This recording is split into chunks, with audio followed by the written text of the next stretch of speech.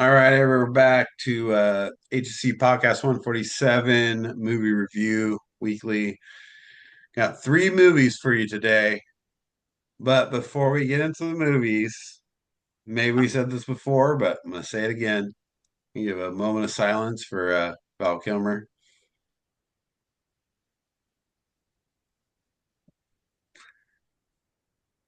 All right. Thank you. And if you're not a Val Kilmer fan, you're doing yourself a disjustice. Some of the greatest movies you'll ever see. Look them up. We're going to do a review next week. So subscribe, listen, and you'll catch our review next week. And on the one thing is I did get to meet Val Kilmer, and so that was a very much a treat for me. So he was very nice. Yeah, that was at Comic Con. Yeah, yeah. I was not, yeah. Me met him. He wasn't So doing for somebody who's never been to Comic Con, what does that look like? well for him. It was a little different because I think because of what he was going through and everything. A lot of people are out and about, like you'd see him and you can walk up, like going. His was behind like in a blocked off area so no one could see him. So he went through and it was more like a few others I've seen, like Stanley. I think some of the ones that are more fragile have had that. Um, What year was that? gosh, I'm not sure now. Let's see, probably 2018. Was he already in the throat cancer at that point? Yeah, definitely. Yeah. Okay. Yeah, he was. Yeah. But regardless, thanks for bringing us down, Derek. Jeez.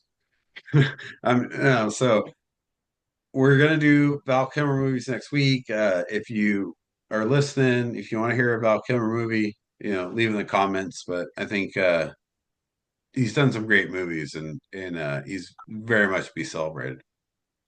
I'll be watching more than the three that we are going to do just because. Yeah, I'm dedicating the whole next week to Val Kilmer every night.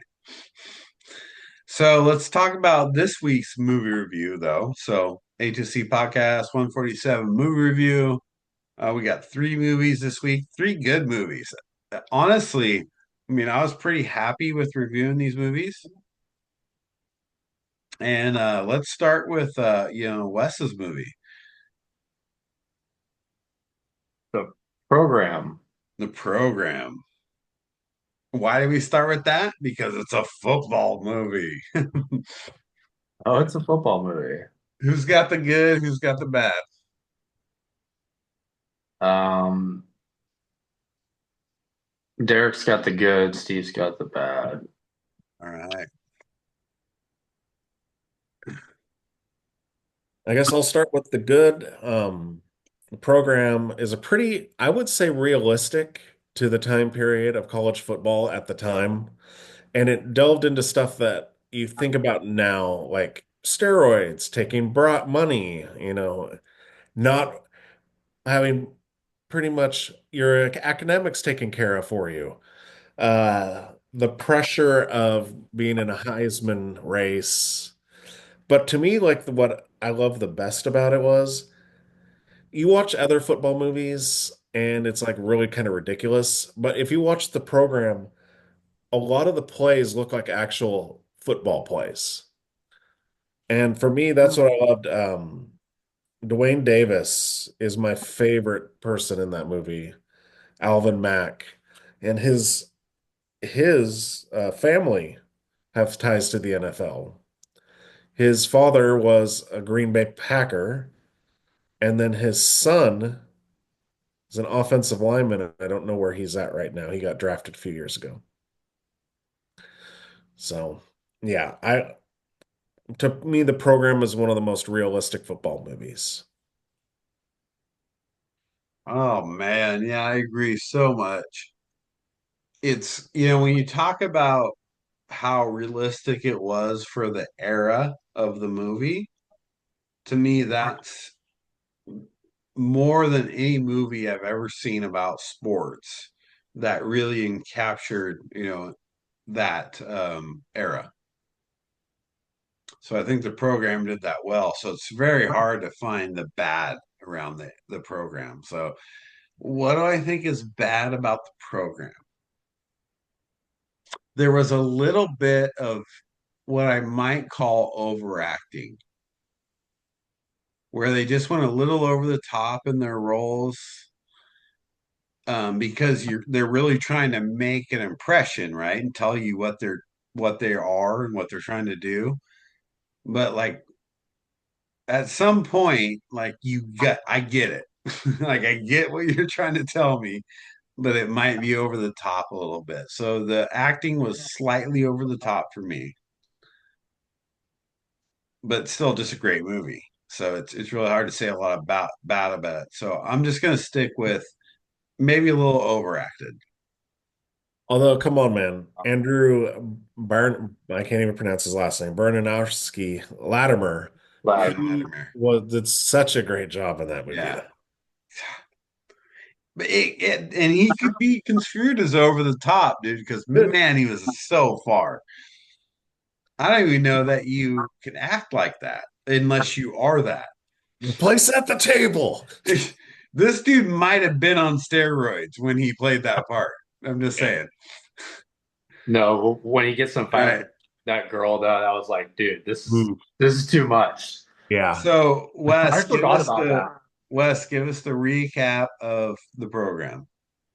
The program about college football in the early '90s, and a team that's underachieved for the last couple of years, and their coach, who's Sonny, is their coach, James Conn, kind of in the hot seat, and he's got a quarterback that's kind of in the Heisman talk, and they're always trying to hype him up, and Joe Kane, and he doesn't like the hype, and meets Christy Swanson, and then they, it's just it's so weird just because you forget about those times when we were kids just watching college football back then. But yeah, all the issues, the $50 and the steroids, and then the starting running back who is the upperclassman has to deal with the freshman, the like all American that comes in. Um, yeah, um, it's kind of cliche in a sense, but it's just fun to watch. You just miss that type of football, the hitting, like where players there's actually contact. Like almost every play in that movie, it's concussion protocol. It's totally concussion protocol. In today's football, Yeah, it would be. and the shoulder pads are so big, and you just miss that. Well, what? I want you to hit him so hard Yeah, you see snot bubbles coming out of his nose. yeah. And the ball, James Conn and the ball. Like if anybody else brings the ball back to me besides you, you know, Well, there's nothing better than the fumble scene, right? I mean, yeah, because they build it up. They're like, you can't drop the ball, and then he puts it on the desk, and it gets on the ground, yeah. and then fumble, and all these dudes are just like, doesn't matter if desks and homework or whatever, dude. They're on the ground trying to get the But ball. it's isn't funny. Like every football movie has to have the player that is supposed to be like the next Lawrence Taylor, like have a career-ending injury. You always have to have a bar fight, right? There's got to be a bar fight. I mean, that's Hollywood, though, Yeah, dude. Come on. that's the way. Yeah, Man, love the movie. Great recap. Like, good pick. So if you haven't seen the program, for some of you younger kids, check it out. All right. Number two movie, and we're gonna go to my movie. And my movie was John Wick, which became an incredible series, off the charts in profits. But the first John Wick, and to be honest with you, I picked it because I had not seen it in a long time. And then I watched it, and so I put it in here. So we're gonna get your guys' opinion on John Wick here. And well, Derek, you just did the good last time, so you're gonna do the bad, and Wes, you're gonna do the good.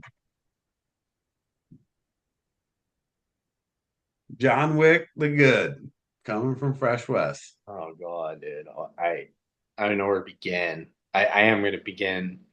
Well, no, I'm not going to do the beginning because That's the bad. dude, it's so bad. But here, the beginning warrants everything about the movie. Like most action movies, you can sit there and say, dude, that's just over the top. That's just like senseless violence. There's no senseless violence in this movie in the movie because of the beginning. And if you haven't seen, I'd never seen it. I've seen parts of it, but because I knew the beginning, I didn't want to watch it. So I watched the whole movie, and all the violence in it is actually it's not senseless. Um, really, I when the church scene when they got to the church scene, I just like the switch out of guns that he had. I mean, anybody, I've never seen so many people die in a movie number one, which I think was, that's, but different ways he took out people in the movie. Oh yeah, There's he's gonna so be many choking different him out with ways. his legs, or just so Yeah, many weird things. the tap out scene, like one of my Yeah, favorites. It reminded me of so good. Lethal Weapon, like totally that scene, the tap out scene, the safe house scene, and the sniper. Like that was pretty sick. Um, the towards the end, the car scene at the end, and uh, the music. I'll just go. The music in it, I thought was really good. I liked it. Um, Yeah, the I don't. scoring was great. I don't like. It's kind of like I like serious action movies. Of course, I love Die Hard, but this actually That's had so different. it's so different. But this had a good tone to it. It's just it moved at a pace that I liked. It was too fast, but it wasn't too slow. Um, honestly, I didn't Dude, think tell me it's not the. I mean, I like the Matrix, dude, but also this is the first time where I was like, Keanu Reeves is a badass. he actually I didn't know. It's just like, can he really pull this off? And he did. He did. He He did did. it with a lot less words, From which I thought. what started out as like an independent film.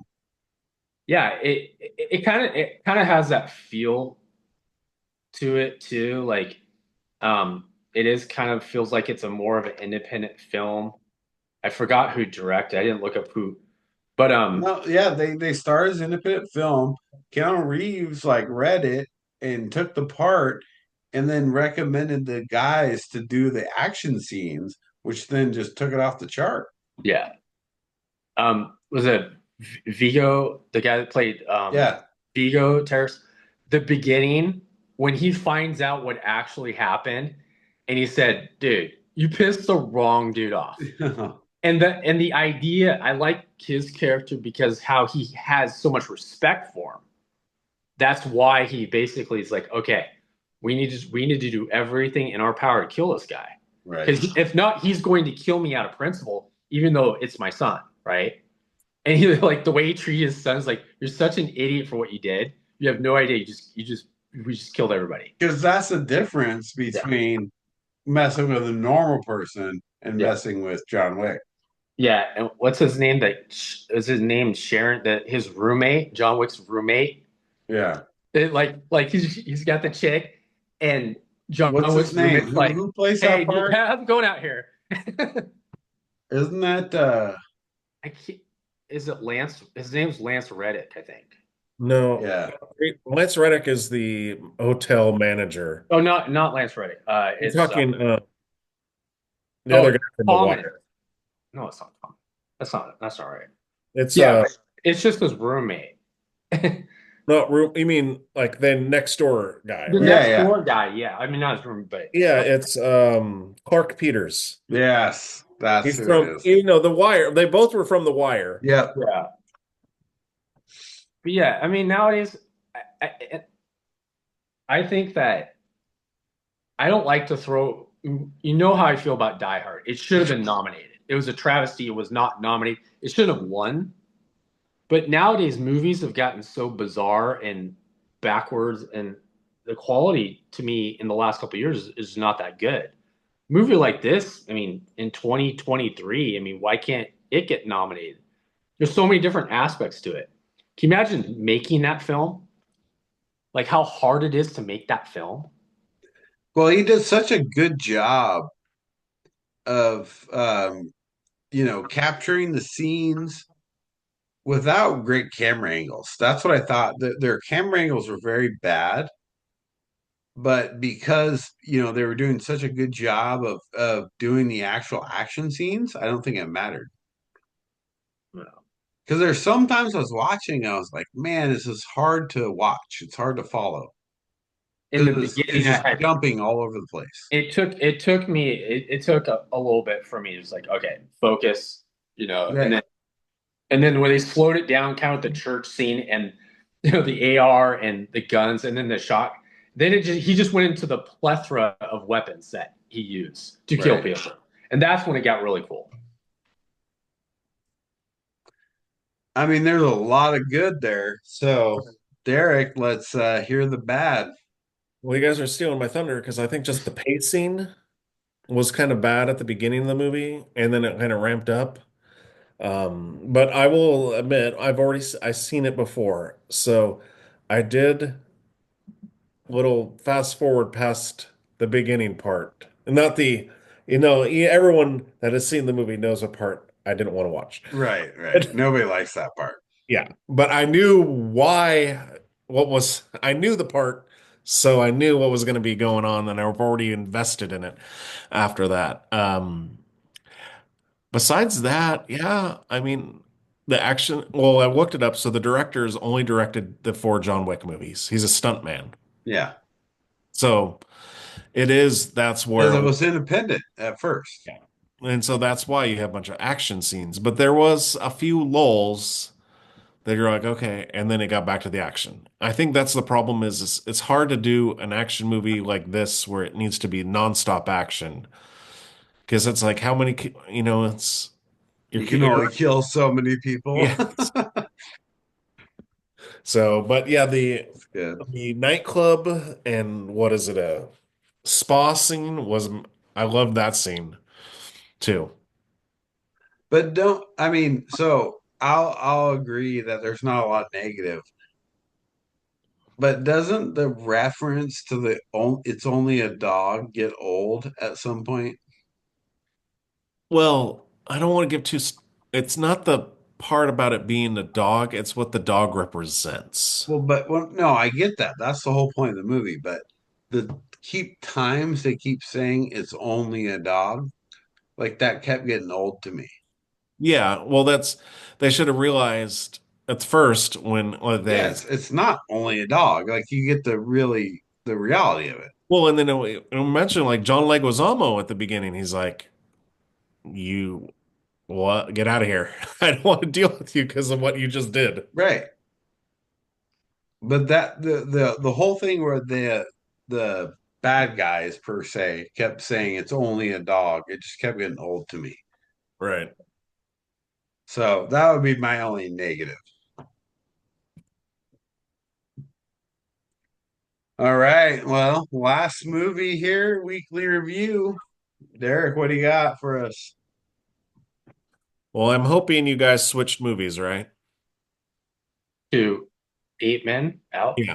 Yeah, Yeah. Okay, I, I'm making sure. So, because about baseball season started, I thought maybe we'd get a baseball movie.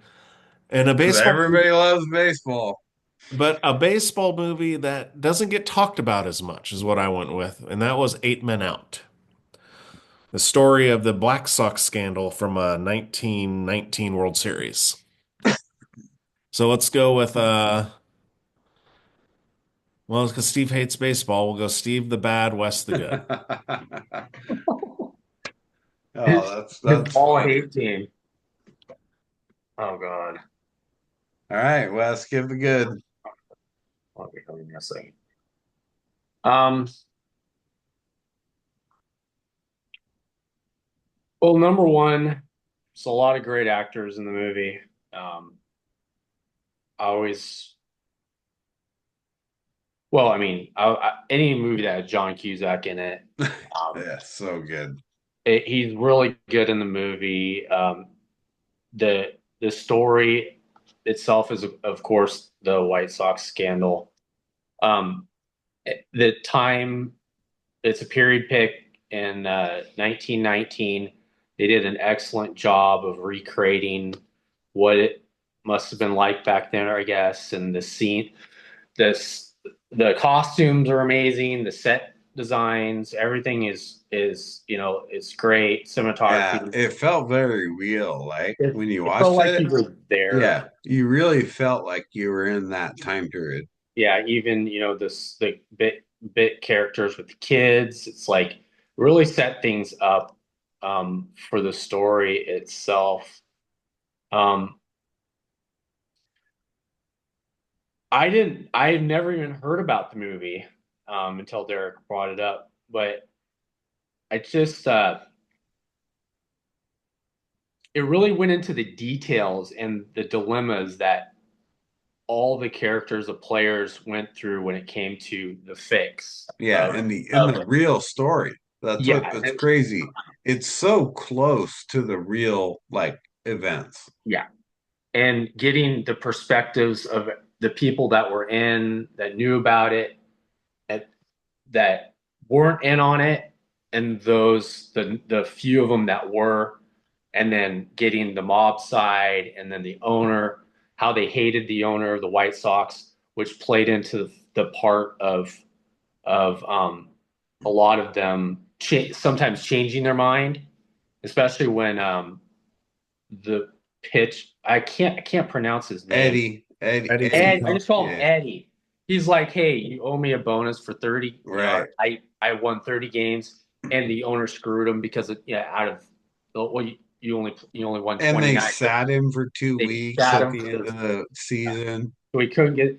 I mean, the Dude, guy. that's oh man. Like how painful that is. Like Yeah, when you like are watching it and reading it or whatever, and you're like, for the last 2 weeks, they sit you of the season. yeah, and it was just but the champagne scene, you're just like that was such a great scene because you're like, okay. I mean, it's just like when anybody wins a world title, it's like we're popping champagne. It's like, yeah, we won. Let's celebrate. And they just have that look on their face. It's like, this is crap. You know what the best scene is when they're found not guilty at Yeah. the trial. I think that's the best scene of the whole movie. And I know I'm not part of the good, but man, when they do that, when they get not guilty and they think they're on top of the world, not even knowing that they're going to get a ban from baseball, that's such a good scene. Yeah. I mean, the baseball scenes just themselves, to me, they're excellent.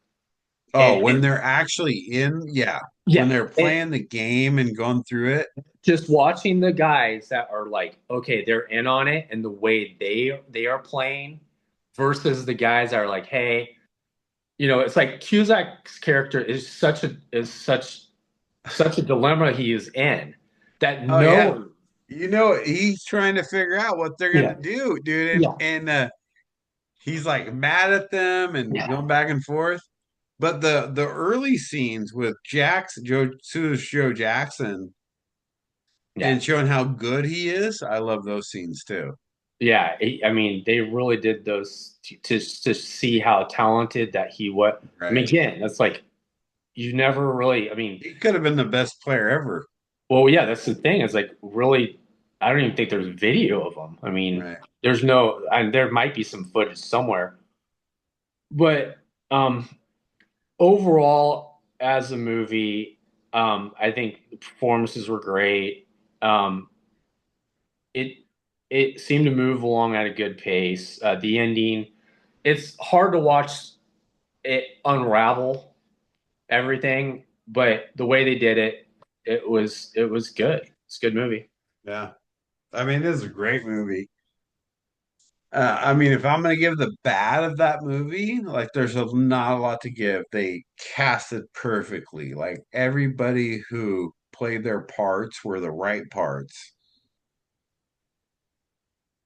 So yeah, they did a great job putting people in the right places. The only thing I would say is like you're overplaying what the 1920s were, right? Or 1910s were. Like everybody doesn't have to have that mob attitude, like, hey, Charlie, what do? You know, like they're just like a little over the top in that stuff, right? Although I think they portrayed it really well. But again, like they were just a little over the top and like trying to push the 1920s theme a little too hard in the acting. But overall, like love the movie. Like it's a great movie. So Yeah. Derek, give us a recap. Well, and then also to preface, so going to a different movie, most people don't realize, Field of Dreams is about the Black Sox too. Yeah. Shoeless Joe and Eddie Seacock are in Field of Dreams. But that's why it's such a fascinating story because at the same time, you feel like these guys that are fixing the game, you agree with them. And at the same time, you're also like, you guys are jerks for doing this. It's like a hard one because you look at them and you're like, oh man, as someone who played baseball or played sports, you're like, if you were wanting to win a World Series or championship, and you have other players that are just like, I'm not going to play hard. It hurts, and that was the whole Cusack thing is he wanted to be a good teammate, but he wanted to win also. So he had that huge dilemma. Yeah, and then the cast. Oh my gosh, Michael Rooker, Gordon Clapp, Charlie Sheen. I love Michael Rooker in that movie, dude. He Yeah, played that perfectly. and you have DB Sweeney as Shoeless Joe, David Strathairn as Eddie Seacock, and like even Clifton James playing Kaminsky, and you just hated Oh Kaminsky. yeah, commit suicide. Oh, He did really do a good job though. Like being the team owner that everybody Sorry, loves 20. to hate. Sorry, 29 is not 30. Have a Dude. nice day. yeah. Really? Remember when he like asked the dude, he's like, hey, how many games did Eddie win? And the statistician's like 29. Yeah, the whole like, yeah, you sat me for 2 weeks. Yeah, But yeah, the whole champagne thing also is like they're asking for their bonus, and you're like, oh no, your bonus is the champagne. right. And then it's flat. Flat champagne. It's like, oh, dude. It's like and they were talking about this being the greatest team of all time, too. And you're treated your players like that. Well, I mean, statistically, they might have been. Like if you go back and look at those White Sox, I don't know if there's a lot of teams that could have beat them. No. That's the thing, and that's why people are like, this is kind of sketchy what's Right. happening. Yeah. And that's why Cusack's like, "Hey, you're overdoing it." Like when he overthrew the first base Yeah, guy, he's like, oh, and he's like, "You," and then people like the guys in the booth like circle like, "Okay, something's wrong here." Like Yeah. they started noticing like something's off. all right. When they kept circling the players each time. Yeah. Yeah, that was a good movie. I actually really enjoyed that. But we're gonna get back to Val Kilmer next week. All Val Kilmer. So yeah, so what we got all three. We got 8 Men Out, The program. the program, and John. John Wick. So check those out on this week's channel. We'll get weekly next week. If there's anything you want to hear, please leave in the comments. Don't forget to subscribe. Appreciate you guys liking. We'll see you next time.